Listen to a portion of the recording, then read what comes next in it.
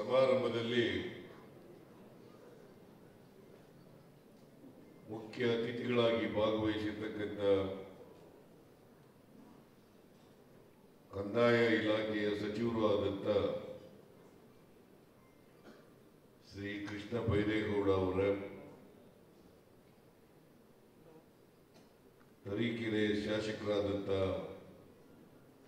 ಶ್ರೀ ಶ್ರೀನಿವಾಸ್ ಅವರ,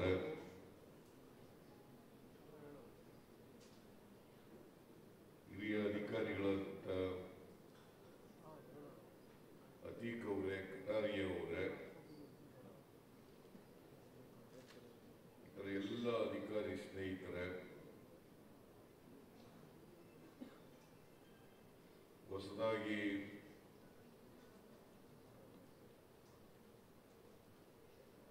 ಗ್ರಾಮ ಲೆಕ್ಕಾಧಿಕಾರಿಗಳ ನೇಮಕಾತಿಗೆ ಪತ್ರವನ್ನು ಪಡೆಯತಕ್ಕಂಥ ಎಲ್ಲ ಗ್ರಾಮ ಲೆಕ್ಕಾಧಿಕಾರಿಗಳೇ, ಅವರ ಕುಟುಂಬ ವರ್ಗದವರ, ಇತರ ಎಲ್ಲ ಸ್ನೇಹಿತರೆ, ಮಾಧ್ಯಮದ ಗೆಳೆಯರು,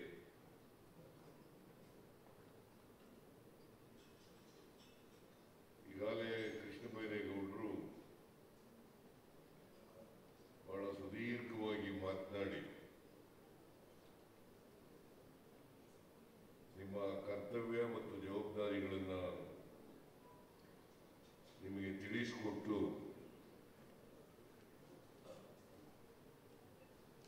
ಗ್ರಾಮ ಲೆಕ್ಕಾಧಿಕಾರಿಗಳ ಹುದ್ದೆ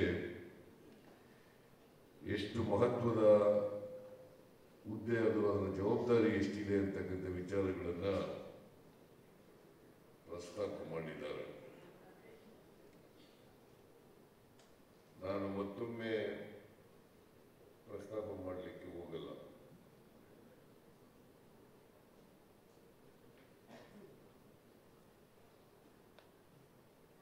ನಾನು ಹಳ್ಳಿಯಿಂದ ಬಂದವರು, ಕೃಷ್ಣ ಬೈರೇಗೌಡರು ಕೂಡ ಹಳ್ಳಿಯಿಂದ ಬಂದವರು. ಬಹಳ ಜನ ನೀವೆಲ್ಲ ಇಲ್ಲಿ ಇರ್ತಕ್ಕಂಥವ್ರು ಹಳ್ಳಿಯಿಂದ ಬಂದವರು.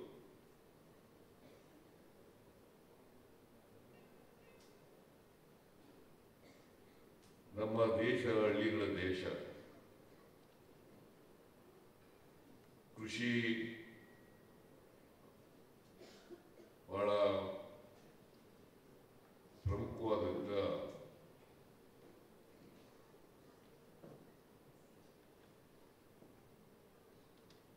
ನಮ್ಮ ದೇಶದಲ್ಲಿ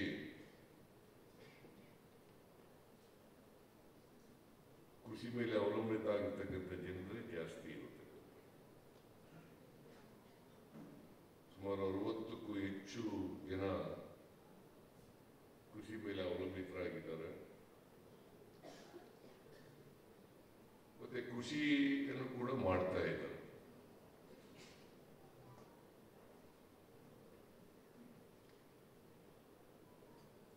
ಜಮೀನುಗಳ ಲೆಕ್ಕ ಇರ್ತಕ್ಕಂಥದ್ದು ನಿಮ್ಮೆಲ್ಲರ ಜವಾಬ್ದಾರಿ.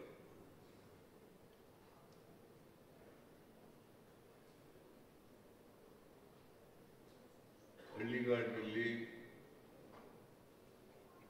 ಶಾಂತಿ ನೆಮ್ಮದಿ ಇರಬೇಕಾದ್ರೆ ರೆಕಾರ್ಡ್ಗಳು ಸರಿಯಾಗಿರ್ಬೇಕು.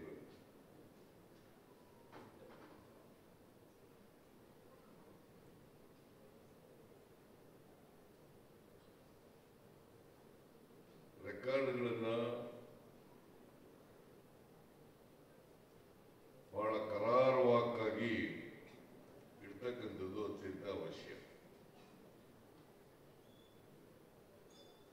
ಆ ಕೆಲಸ ಮಾಡೋರು ನೀವೇ. ಈಗ ಆಧುನಿಕ ಭಾರತದಲ್ಲಿ, ನಾಡಲ್ಲಿ ಬಹಳ ತಂತ್ರಜ್ಞಾನ, ವಿಜ್ಞಾನ ಎಲ್ಲ ಬೆಳೆದುಬಿಟ್ಟಿದೆ. ಮೊದಲ ಥರ ಇಲ್ಲ.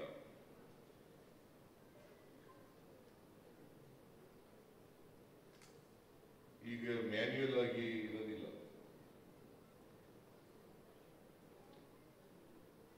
ಡಿಜಿಟಲೀಕರಣ ಬಂದ ಮೇಲೆ ಆ ಆನ್ಲೈನ್ನಲ್ಲಿ ದಾಖಲಾತಿಗಳನ್ನು ಪಡ್ಕೊಳ್ತಕ್ಕಂಥ ವ್ಯವಸ್ಥೆ ಬಂದ ಮೇಲೆ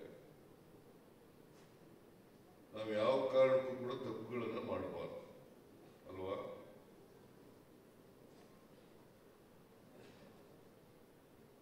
ಅದಕ್ಕೋಸ್ಕರ ಈ ವಿಲೇಜ್ ಅಕೌಂಟೆಂಟ್ಗಳು ಜವಾಬ್ದಾರಿ ಬಹಳ ಮಹತ್ವದ್ದು ಅಂತಕ್ಕಂಥದ್ದನ್ನು ತಿಳ್ಕೋಬೇಕಾಗ್ತದೆ.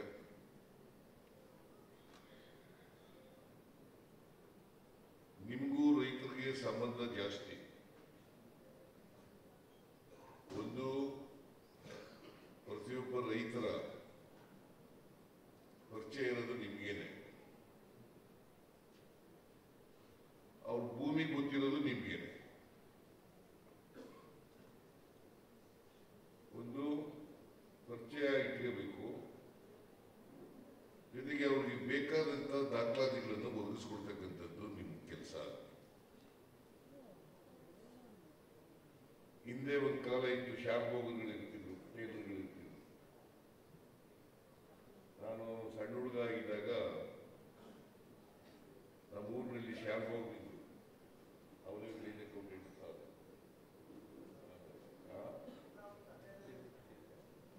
ಅವರಿಗೆ ಶಾರ್ಬೋಗರ್ಗಳು ಅಂತಂದ್ರೆ ಅವರೊಂಥರ ರೈತರಿಗೆ ಗುರುಗಳಿದ್ದಾಗೆ. ಅವರು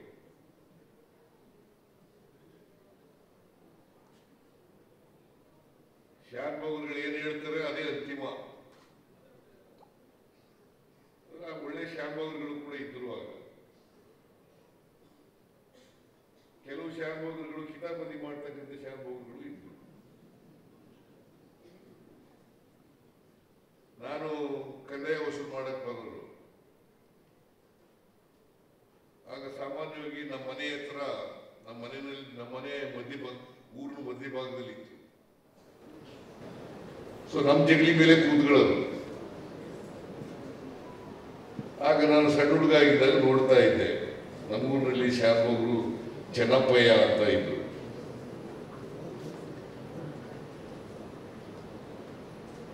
ಅವ್ರು ಏನ್ ಹೇಳ್ತಾರೆ ಅದೇ ವೇದವಾಕ್ಯ ನಮ್ಮ ಅಪ್ಪನಿಗೆ.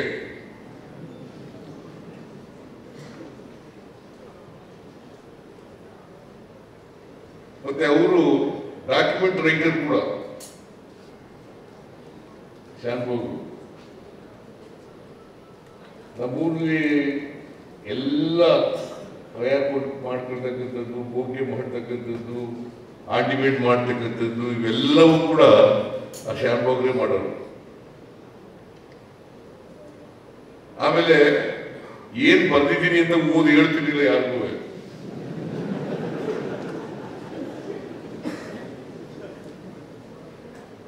ಈಗೆಲ್ಲ ಬಿಡಿ, ಈಗ ಡಾಕ್ಯುಮೆಂಟ್ ರೈಟರ್ಗಳು ಇದ್ದಾರೆ, ರಿಜಿಸ್ಟ್ರೇಷನ್ ಮಾಡುವಾಗ ಎಲ್ಲ ಓದಿ ಹೇಳಲೇಬೇಕು. ನಮ್ಮ ಅಪ್ಪನಿಗೆ ದಾರಿ ತಗೊಂಡ್ಬಿಟ್ಟಿದ್ರು.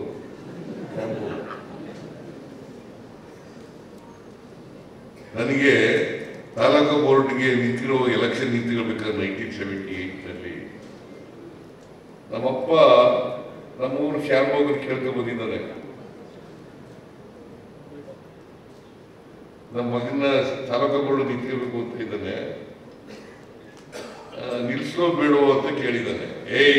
ಎಲ್ಲರೂ ಹೋಗ್ತೇನೆ, ಪೋಲಿ ಹಾಕ್ಬಿಡ್ತಾನೆ, ನಿಲ್ಸ್ಬೇಡ ಅಂತ ಹೇಳ್ಬಿಡ್ತಾನೆ.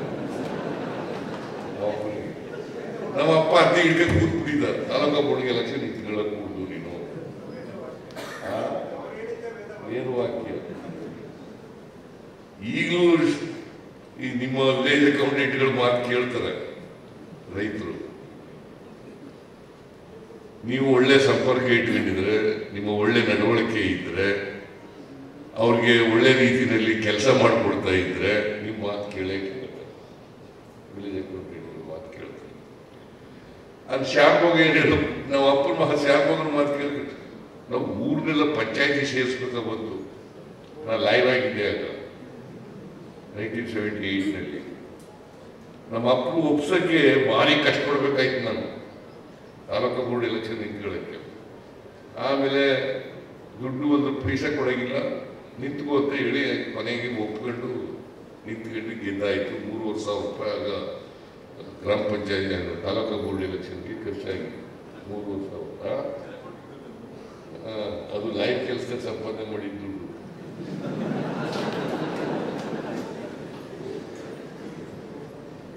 ಬರೀ 3,500 ರೂಪಾಯಿ ಖರ್ಚಾಗಿತ್ತು. ಮೊನ್ನೆ ಒಂದು ಸ್ಕೂಟರ್ನಲ್ಲಿ ನಾನು ಮಹೇಶ ಅಂತ ನಮ್ಮ ಪಕ್ಕೂರು ಅವನಿದ್ದ, ಅವನು ಲಾಯರ್ ಆಗಿದ್ದ. ಅವನ ಸ್ಕೂಟರ್ನಲ್ಲಿ ಓಡಾಡ್ಕೊಂಡು ಗ್ಯಾಂಗ್ ಹಂಚಿಕೊಂಡು ಗೆದ್ದಿದ್ದೆ ಅಂತ ಇಟ್ಕೊಳ್ಳೋಣ. ಅಂದರೆ ಆ ಥರ ಶಾಂಭೋಗರು ಬಹಳ ಪ್ರಭಾವ ಬೀರ್ತಕ್ಕಂಥ ಶಾಂಭೋಗಗಳಿತ್ತು.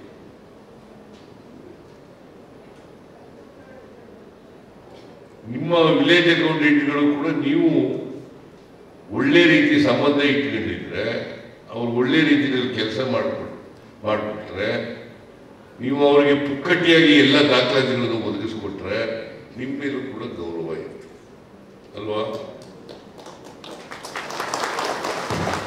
ಕಂಗನ 45 ವಿಧಾನಸೌಧದ ಮೇಲೆ ಬರೆಸಿದ್ದಾರೆ, ಜನರ ಕೆಲಸ ಏನಂತ? ದೇವರ ಕೆಲಸ. ಜನರ ಕೆಲಸ ದೇವರ ಕೆಲಸ. ಇದು ಜ್ಞಾಪಕ ಇಟ್ಕೊಂಡಿದ್ರೆ ಸಾಕು.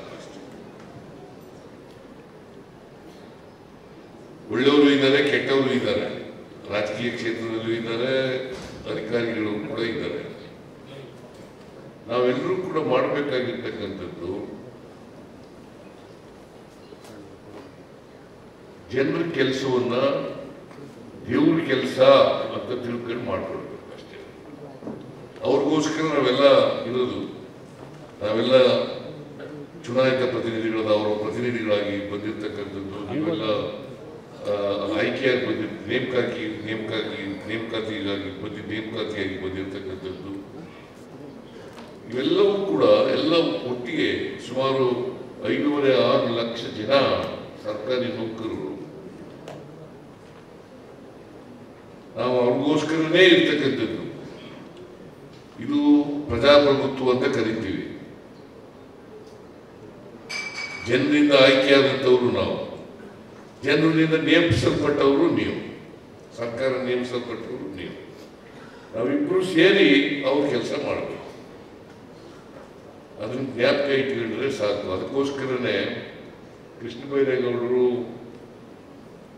ಕಂದಾಯ ಇಲಾಖೆ ಸಚಿವರಾದ ಮೇಲೆ ನಾನು ಹೇಳಿದೆ, ನೋಡಪ್ಪ, ಕಂದಾಯ ಇಲಾಖೆ ಅಂತ ಬಹಳ ಜವಾಬ್ದಾರಿ ಇಲಾಖೆ ಕೊಡ್ತಾ ಇದ್ವಿ, ಬಹಳಷ್ಟು ಸುಧಾರಣೆಗಳನ್ನು ಮಾಡಬೇಕು ಕಂದಾಯ ಇಲಾಖೆಯಲ್ಲಿ, ನೀನು ಸುಧಾರಣೆಗಳನ್ನು ಮಾಡಲೇಬೇಕು ಅಂತಕ್ಕಂಥ ಮಾತುಗಳನ್ನು ಹೇಳಿದೆ. ಈಗಾಗಲೇ ಕೆಲವು ಸುಧಾರಣೆಗಳು ಆಗಿದ್ದಾವೆ, ಇನ್ನೂ ಕೆಲವು ಸುಧಾರಣೆಗಳು ಆಗಬೇಕು. ನನಗೆ ವಿಶ್ವಾಸ ಇದೆ, ಸುಧಾರಣೆಗಳನ್ನ ಮಾಡ್ತೀವಿ ಅಂತಕ್ಕಂಥ ವಿಶ್ವಾಸ ಇದೆ. ಕೃಷ್ಣ ಬೈರೇಗೌಡರಿಗೆ ಆ ಶಕ್ತಿ ಇದೆ ಅಂತೇಳಿ ನಂಬಿಕೆ ಇಟ್ಕೊಂಡಿದ್ದೀನಿ ನಾನು. ಅದೇನೇ ಇರಲಿ, ನಾವು ಜನರಿಗೋಸ್ಕರ ಕೆಲಸ ಮಾಡೋದಪ್ಪ, ಜನರಿಗೂ ನಾವು ಜನರ ಋಣದಲ್ಲಿದ್ದೀವಿ, ಅವ್ರ ಕೆಲಸ ಮಾಡಿಕೊಡ್ಬೇಕು ಅಂತಕ್ಕಂಥದ್ದು ಇರಬೇಕಾಗ್ತದೆ. ಅದಕ್ಕೋಸ್ಕರನೇ ನಿಮ್ಮ ನೇಮಕಾತಿ ಇದೆಯಲ್ಲ, ನೇಮಕಾತಿನಲ್ಲಿ ₹1 ಲಂಚ ಇಲ್ಲದೇನೆ, ಮಧ್ಯವರ್ತಿಗಳ ಅವಳಿ ಇಲ್ಲದೇನೆ ಮಾಡಿರ್ತಕ್ಕಂಥ.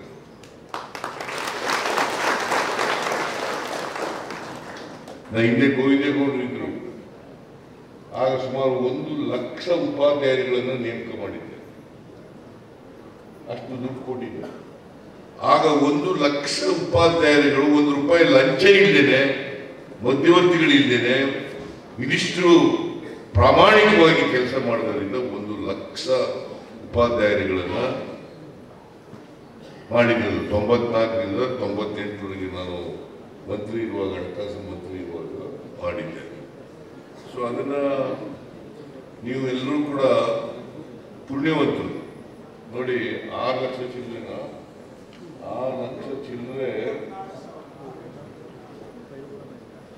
6 ಲಕ್ಷ ಚಿಲ್ಲರೆ ಅರ್ಜಿ ಹಾಕಿದವರು, ಅವರಲ್ಲಿ 1,000 ಜನ ಆಯ್ಕೆಯಾಗಿದೆ. ಪುಣ್ಯವಂತರಲ್ಲೂ ನೀವು. 6 ಲಕ್ಷಕ್ಕೆ 1,000 ಜನ. ಆಮೇಲೆ ನೇರವಾಗಿ ಪರೀಕ್ಷೆ ಬರೆದಿರೋದು.